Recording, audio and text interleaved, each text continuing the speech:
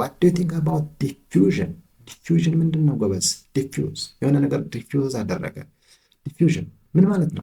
ኦኬ diffusion is a mixing and spreading out of a substance with another substance due to the movement or motion of its particles. It's called diffusion. Diffusion by the way ትናል ለምሳሌ ውሃ ስታፈሉ የሚወጣው ያ ሌላው evaporation ነው። that is at the state of diffusion. diffuse እያደረገ ነው። in essence ምንድን ነው? አንድ ፓርቲክል ከነበረበት ፓርቲክል ቦታ እየቀየረ ቻው እያለ ነው ማለት በደረሰበት ሌላ ኢነርጂ ምክንያት ቦታ እየቀየረ that is diffusion። እንዴት ናቸው? ከዚህ ትምህርት ጋር እንደሆናችሁ ተስፋ አድርጋለሁ። ሰብስክራይብ ብታደርጉ በቀጣይ አዳዲስ ቪዲዮችን ስለቅ ይደርሳችኋል ማለት ነው። ትምህርታችንን እንቀጥላለን። It is also defined as the net movement of particles from an area of high concentration to an area of low concentration። diffusion የሚባለው ደግሞ በጣም የተሻለ ኮንሰንትሬሽን ወይም ብዙ ኮንሰንትሬሽን ካለበት ትንሽ ኮንሰንትሬሽን ወዳለበት። ለምሳሌ መጀመሪያ ሳውራው የነበረ ኤግዛምፕል አለ። ለምሳሌ አንድ ስኒ ላይ በጣም ስኳሩ የበዛበት ውሃ ቢኖርና ሌላ ስኒ ላይ ደግሞ ስኳር የሌለው ውሃ ቢኖር አንድ ላይ ብንቀላቅል ምንም ስኳር ከሌለው ውሃ ስኳር ወዳለው ሄዶ ነው ወይስ ስኳር ካለው ስኳር ወደ ሌላው ሄዶ ነው? ያ የነበረው ጥሩ የነበረው ቃና እየቀነሰ ውሃ ይል የነበረው ነገር ደግሞ ትንሽ ስኳር እያገኘ ስኳር እያለ የሚሄደው ተብሎ የሚታሰበው ነገር ስኳር ካለው ነገር ወደ ሌላው ሄደ። ያ ማለት ሞር ኮንሰንትሬትድ ከሆነው ኮንሰንትሬትድ ወደ አልሆነው ሄደ እንደማለት ነው። ለማንኛውም ይሄ የተፈጠረው due to the net movement of particles ስለተንቀሳቀሱ ነው፣ ቦታ ስለቀየሩ ነው። በጣም ተጣበው ስለነበር ያ ሞር ኮንሰንትሬትድ በጣም ስኳር የበዛበት ነገር አሁን ሞር ኮንሰንትሬትድ ነው። ስለዚህ በጣም ተጣበው ስለነበር ቦታ ቀየሩ። ኦኬ ከዚህ በፊት ስናወራ ፊዚካል ስቴት ኦፍ ማተር ስናወራ ሶሊድ፣ ጋዝ፣ ሊኩዊድ እያልን ስናወራ ነበር። ስለዚህ ለምሳሌ በዛ ደረጃ ስናያቸው ጋዝ ላይ ያለው ዲፊውዥን በጣም ፈጣን፣ ምክንያቱም በዚህ ሰዓት ያሉት ፓርቲክልስ በጣም በፍጥነት ነው የሚንቀሳቀሱት በተለያየ አቅጣጫ ማለት ነው። ስለዚህ ለምሳሌ the smell of hot sizzling food reaches us even when we are at a considerable distance። ለምሳሌ በጣም ትኩስ ምግብ ዳቦ የተዘጋጀ ቢሆን ዳቦ ይሸታችኋል። በጣም ረጅም ርቀት እንኳን ብትሆኑ ሽንኩርት እየተቆላላ ቢሆን በጣም ረጅም ርቀት እንኳን ብትሆኑ ይሸታችኋል። ለምን? ጋዝ ነው። ጋዝ ስለሆነ ያ ጋዝ በጣም ፈጣን በተለያየ ዳይሬክሽን 360 ዲግሪ ይሸታችኋል። ለምን?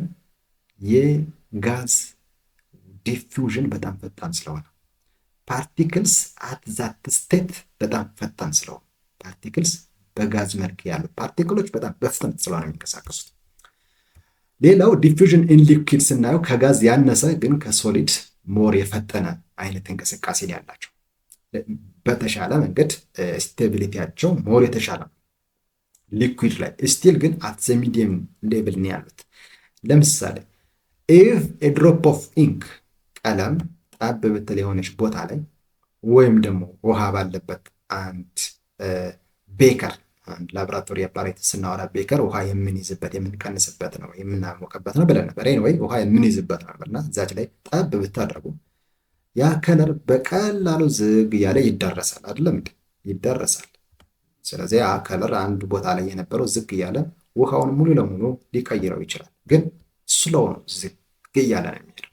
ጋዝ ቢሆን ኖሮ አንዴ ይጨርሳል ማለት ነው። just like that when we see diffusion in solid ጠጣር በሆኑ ነገሮች ላይ ስናይ በጣም ቬሪ ስሎ ነው። እንዲሁም ሌላ ሞሽን ይጠይቃል፣ ሌላ እንቅስቃሴ፣ ሌላ ነገር አፕላይ እንድታደርጉ ይጠይቃል። እናንተ ካላቀላቀላችሁት በስተቀር ባለበት ነው የሚገኘው ማለት ነው። እና እንዲሁም depending on the size of that matter ሳይዙ በጨመረ ቁጥር እንዲሁም ላይገናኝ ሁሉ ይችላል። በቀላሉ መለየት ይችላል። ለምሳሌ ቀይ በቆሎ ከነጭ በቆሎ ጋር ቢገናኝ በቀላሉ መምረጥ ይቻላል። ነገር ግን ጤፍና ጤፍን ቀይ ጤፍ ከነጭ ጤፍ ጋር ቢቀላቀል ለመምረጥ በጣም አስቸጋሪ ነው። ሳይዙ ነው እንጂ መጠኑ ነው እንጂ ምናልባት ሶሊድ ላይ ያለው የዲፊውዥን በጣም ሎ ነው። በቃ ሎ ነው። አንደኛ ስሎ ነው፣ በጣም ዝግ ያለ ነው ሂደቱ ማለት ነው። ለምን? በዚህ ሰዓት ያሉ ፓርቲክልስ በጣም ሃይሊ ስቴብል ናቸው። እንደገና they are restricted to motion እንዲንቀሳቀሱ ያን ያክል ግፊት የሚያደርግላቸው ነገር የለም። በየዕለት ህይወታችን ስናየው ይህን ዲፊውዥን በጣም በብዙ ነገሮች ማግኘት እንችላለን። ለምሳሌ የተወሰኑትን ነገር ስናይ ዲፊውዥን ያለባቸው ነገር ለምሳሌ ሻይ አንዱ ነው። ሻይ ለምሳሌ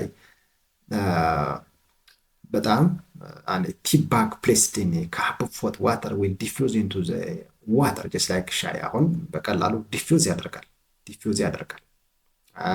ፐርፊውም ሌላውን ሽቶ ጀስት አንዴ የሆነ ነገር እናንተ ሽቶ ብትነፉ በቀላሉ ይሸጣል። ጋዝ ነው በጣም በፍጥነት ማለት ነው። የሻይዋ አሁን ስታመሳስሉት የነበረው ሱካር ዝግ እያለ እየሟሟ ይሄዳል። ጀስት ላይክ ዛት ፉድ ከለር ቀለም፣ የምግብ ቀለም ጀስት ላይክ እነዚህ በተለይ የሆነ ፈሳሽ ነገር ላይ ሆነ ያ ቀለም የሚጨመረው በቀላሉ ለማቅለም ዝግ እያለ ግን ስቲል ቀለሙን ይቀይራል። እነዚህ ሁሉ ሶዳ ሌላ ነገር ደግሞ አለ። ኤኒዌይስ ሳሙና ሊሆን ይችላል ዋቴቨር ኢት ኤኒዌይስ እነዚህ ሁሉ በየዕለት ህይወታችን የምናገኛቸው የዲፊውዥን ሴናሪዎች ናቸው ወይ ደግሞ ኬዞች ናቸው።